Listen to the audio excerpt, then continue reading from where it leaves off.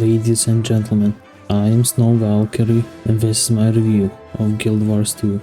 So, before I get into it, you may have noticed that I am stuttering. I hope this doesn't affect the video, and if it does, I am sorry and I am working on it. And besides that, English is not my native language, so sorry about the pronunciation. It's like one of the reasons I even started making these. So, I play a lot of games, mainly MMOs and survival ones. Those are basically my main source of entertainment. So, I'm not afraid of the grind if I feel that the time spent is justified and the game itself respects it. Now, Guild Wars 2 is in a weird place. It came out at the height of the WoW killer phase.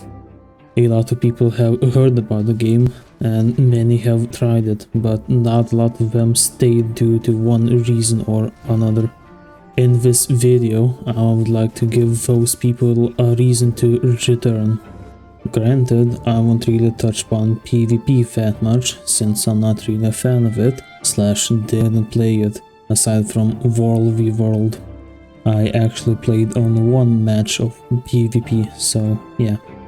And I won't be talking much about fractals nor raids / strikes, since I did very little of it, mostly due to not having a guild nor friends that play the game. Side note, this was recorded before I got into a guild, but this hasn't changed the video at all. And besides that, I haven't gotten into the whole hardcore side of the game. Well, I say hardcore, but in reality this game is not that grindy. By that, I mean that the game is as grindy as you want it to be. You won't quote-unquote fall off if you only play 4 hours a week, and I will get more into that later on. So, let's get into it. I won't be going into the story too much, because this video isn't really about it. I am planning on talking about it in a later video, but for now all I'll say is that the story starts fine-ish and does get more interesting over time. The whole story about Zhaitan was fine, but overall disappointing, especially with how it all ended. I won't go too into detail about everything, but trust me, it does get better. The voice acting, the writing itself, even if there are problems. But yeah, overall, the story is enjoyable enough to go through it. All in all, the leveling experience isn't bad nor tedious. Then again, I am the kind of person that has fun with ETS, so I suppose you'll have to try it for yourself. This does touch upon the subject of world completion, since you will most likely be completing zones to level, but I will talk about it later. As for speed, it took me about 40 hours of laid-back leveling to get to max level. I wouldn't say it's super fast, but not extremely slow either, especially compared to other games in the genre. But once you get more and more into the game, you will get more things that will help you make the leveling faster and faster. Boosters, food, or books that straight up increases your level. And they're not hard to come by, especially with PvP content, even though I only started to dabble in it. All in all, the more you play, the easier it will be to get your alts to the same content. I should also mention that the game has horizontal progression, meaning that once you hit level 80, which is the max, you can do anything you want in the entire game. From fractals, strikes, raids, to PvP, World v World, and achievement collection. Granted, you will still need expansions and living worlds, and I will get into that later on, but still, the core content, as it's called, will take you quite a bit of time to complete. There are also dungeons, but I never really gotten into them. Again, mostly due to not having friends to play with. and I didn't really want to do them with randos. Well, time to talk about combat itself. It's easy and hard at the same time, and really depends on your class and elite spec. It can range from just a few button presses or something very scenario dependent and complicated, like you're playing the piano. But the skill floor isn't that high, if I'm being honest, and the skill ceiling though, especially with harder classes, is really high. You can pick up any class quite easily, though core elementalist may still scare away some people. The hardest part is mastering the class. I won't go too into detail about every class and elite spec, but I quite like the variety and differences in the classes themselves. The bad side of this is that some people might be overwhelmed when trying out classes. Not only that, the builds you can make are quite in-depth. This is spaced out, so hopefully by the time you can equip more specs, you'll have in mind what you want to build. This was me when my first class was an elementalist. I got it to around level 40 before I quit the game. I was not having fun with it, but due to sunk cost fallacy, I kept going. This burned me out and I stopped playing for about a year. Now I may have turned off some people from playing an elementalist, but do keep in mind that this is my experience. And besides that, the advice I'd give out is just to go with the class that sounds like your jam, and if it isn't, go with another.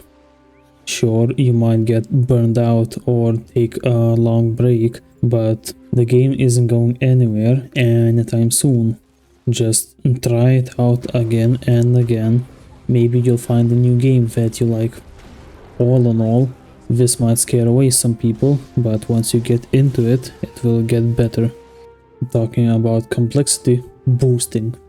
I'd advise you don't do it on your first character. You will get overwhelmed with what to do and how to do stuff. I will confess I did this with my main, a Mesmer. I got the 2 expansion pack on sale and thought I didn't like leveling, so why not just skip it? Not realizing that the reason I didn't like leveling is because I pushed myself with a class I didn't like at the time. I was really confused on a lot of things and had to watch quite a few guides to finally understand how the game works. So, play the game normally first, play around with the builds and see what you like, and just try to have fun in the core game exploration. I leveled 3 characters by just world completion and I love doing it. Now let's talk about the combat through my own eyes. At first I really didn't like it. I am a Final Fantasy XIV player and I really like the way combat works there. Here it felt like random button pushing. But as I got more into it, I started to learn stuff. What to do and what not to do in certain cases, how utility skills work, how class specific mechanics work, and so on. As time went on, I started to have more and more fun. Let's take my main, a Mesmer, for example. At first I played the Mirage Elite spec. It was fun but difficult at the same time because of the axe weapon skills. Then I found staff/staff builds. It made me do less damage overall, but offered way more survivability due to being more safe. But over time it started to get stale. And then End of Dragons came out, so I tried it Virtuoso.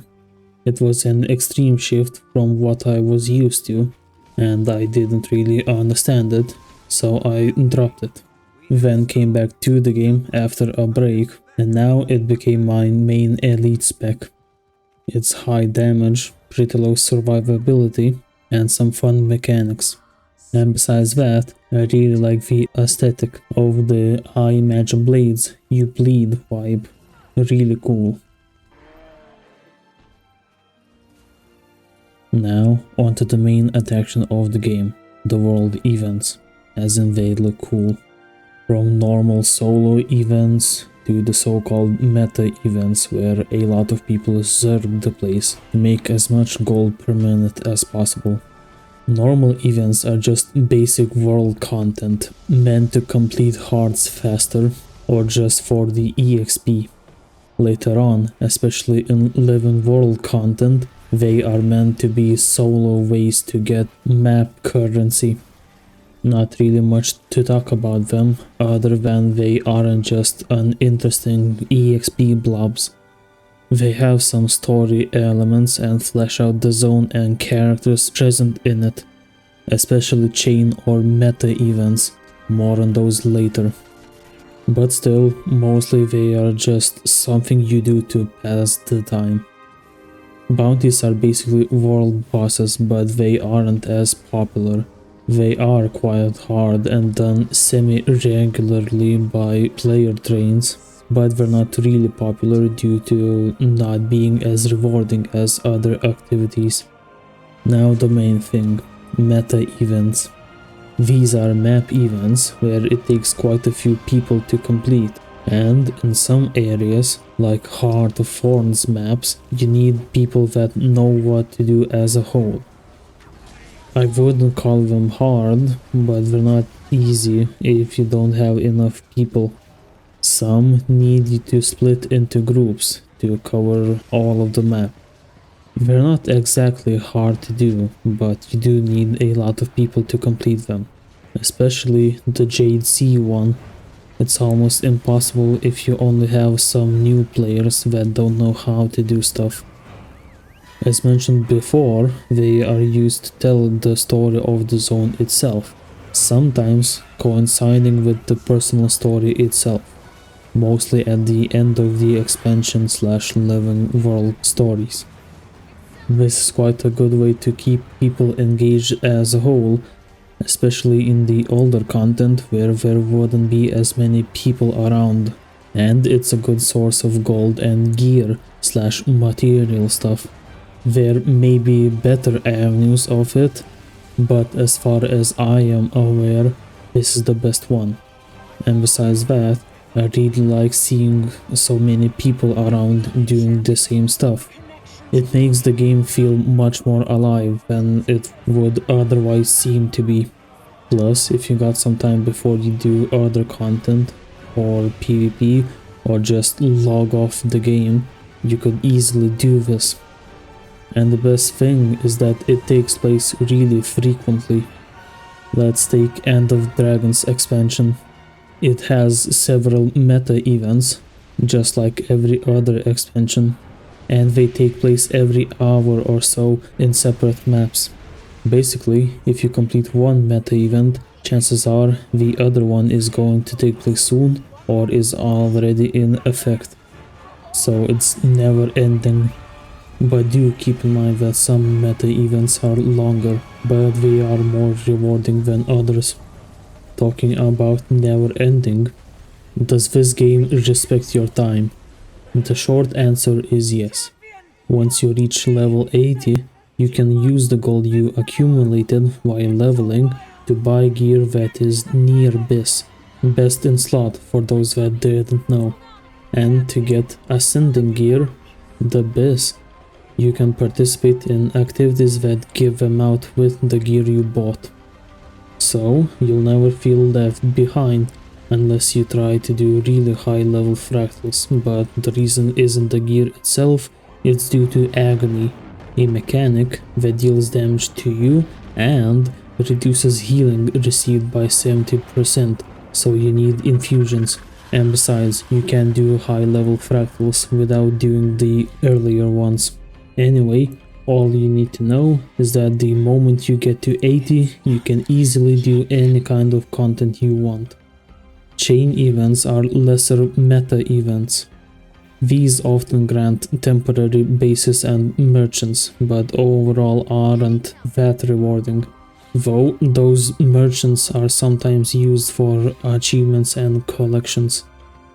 Racing events are one of the best activities in the game. I love and hate them at the same time. Roller beetle ones are really fun, but on the other hand, skiff races are extremely boring. Not because I am bad at them, and I am, but because they are slower compared to other races. The rewards aren't that great, but I just do them because I like them. The other activities that I suppose can be attributed to events are jumping puzzles. Their difficulty ranges wildly, from simple ones to extremely difficult ones that have their own mechanics. Overall, they are fun, sometimes frustrating, but still engaging minigames. The rewards again aren't that great, but just as with races, they are there to pass the time and test your skill, and sometimes is required for dailies, but I will get into those later. Some of them allow mount use, but they are very few. And now we have to talk about the monetization of the game. If you want the best gold farming methods, mounts, collections, and of course gear, you need to own the expansions and living world content. This can cost you quite a bit if you're starting out.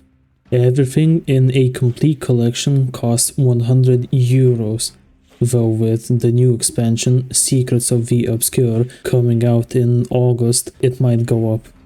I mean, you will get a lot of hours of content from it, and I consider this to be a fair price for what they're offering, especially since once you buy it, you can come back at any time you want, no monthly subscription and no strings attached. Other than you need to get to level 80 before you can access the other content. You do get a character boost, but as I mentioned before, I highly recommend that you first play through the level experience. If you just want the free-to-play experience, that is not purchase anything, you will have quite a few restrictions. From not being able to fully use the trading post, not having full PvP capability, only unranked and until PvP rank or level 20, and only being able to do World v World at level 60. Not only that, you can't use more than 3 bags per character and only 2 characters at all. No elite specs either, because they require you to have expansions. And no daily login bonus, so it will be hard to get laurels. Speaking of daily content, the daily grind itself. From jumping puzzles to daily challenges that give 2 gold per day, so it's good to do it from the start, which I didn't do because I didn't care about it / ignored it before. Don't be like me. There's also daily material grind and what I call chest runs. Well, let's start with the basic one, that for some reason I didn't do for quite a while. Daily challenges are random stuff from all over the game. There's PvP, World v World and open world ones. I will mostly talk about open world ones because they're usually the most straightforward. They can be complete a jumping puzzle, gather materials or lumber or herbs in certain areas, complete events in certain zones, view vistas which count towards map completion, and that's basically it. You need to complete 3 challenges to get the daily reward, and for that you get 2 gold and 3 spirit shards. So I highly recommend doing it every day. And if you can't access the PvE challenges, do some World v World at least. That's what I learned and started getting into recently. There are also Living World specific dailies, but I mostly don't do those because the rewards aren't worth it and I don't want to spend time doing it either. Side note, seems that the daily login and challenges will be changing soon with the new expansion release in August. I have no idea how it will change, but from what I heard, it's apparently a battle pass. I'll have to try out and see how good it is, but some prominent Guild Wars 2 YouTubers claim that it's way better than any other battle pass on the market. I will probably make a video about it if it's really engaging or extremely bad. We'll have to wait and see. Anyway, chest runs. I don't really know how they're called, but I call them chest runs since you run around the map collecting them. They don't really require anything, just your time. And I don't count something akin to exalted chests or minor chests in here because they need keys that are rewarded upon event completion in the area. Plus you get a lot more chests after the meta event. And now the world completion itself. Not really much to talk about it. It's just something to keep you busy if you're bored with everything else. It does give a few cool rewards, like transmutation charges and sometimes a black lion chest key. But after a time it does get repetitive, especially when completing hearts. And when you're doing it with alts back to back, it's extremely repetitive. No reason to rush it though, it's just something to work on. PvP isn't really something I'm into. I play some shooter games and whatnot, but I get bored of them pretty easily. The main reason I don't participate in an RPG style PvP is because the skill floor is usually higher. Think about it. In shooters, all you need is response time. Just point your gun and shoot. But here, it's more about the knowledge of the game, what to use in certain circumstances, what's the best counter, so on and so forth. It takes quite a bit of time to gather that knowledge, especially about classes that you never played. That being said, I lately started getting into World v World. Now, I already somewhat talked about my own skills, but I am extremely green. I only semi-know how to play my class in PvE, and I didn't even start to change my builds around World v World. There, I mostly play as a Deadeye to support people behind the line as a ranger. I still mostly follow the commander if one is present, so it's not like I really understand what's happening. I haven't even really dabbled into the blueprint/siege/defense thingies.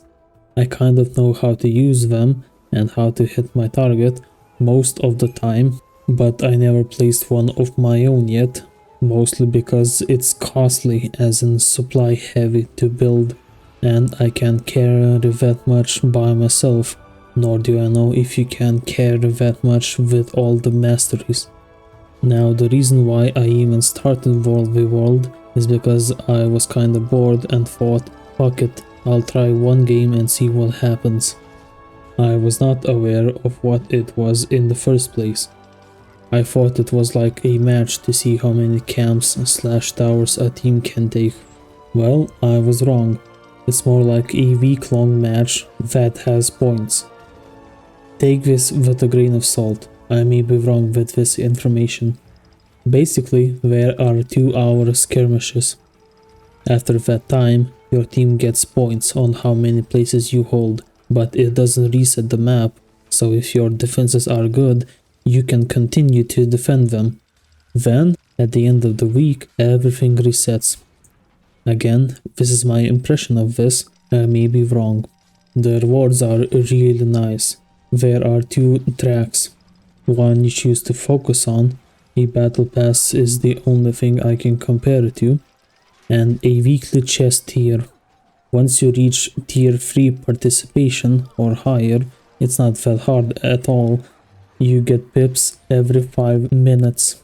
How many, you ask? It all depends on what rank you're on, the placement of your team, and if you're a commander of a squad. You go through tiers: wood, bronze, silver, gold, platinum, mithril, and diamond, and then repeat diamond tier till the reset. At the absolute lowest rate, always the last place and you're not the commander, it will take you about 14.5 hours to complete the tiers. which is quite a lot if I'm being honest, but I suppose you can refer to my earlier statement of you can make it as grindy as you want. And for those people that wanted to know, at the absolute peak, your team scores the highest, you are the commander of 10 people in a public squad, and you completed the wood box in the previous tier. It will take you about 8.5 hours to complete the tiers. Remember, this resets every week.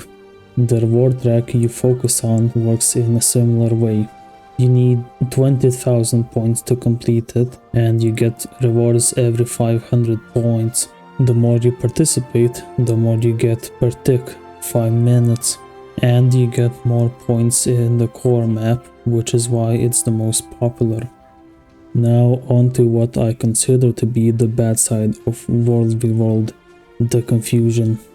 When you first started out, you don't know what is happening, you don't know where to go, and since the map is quite big, chances are you will be wandering around aimlessly and not helping out others.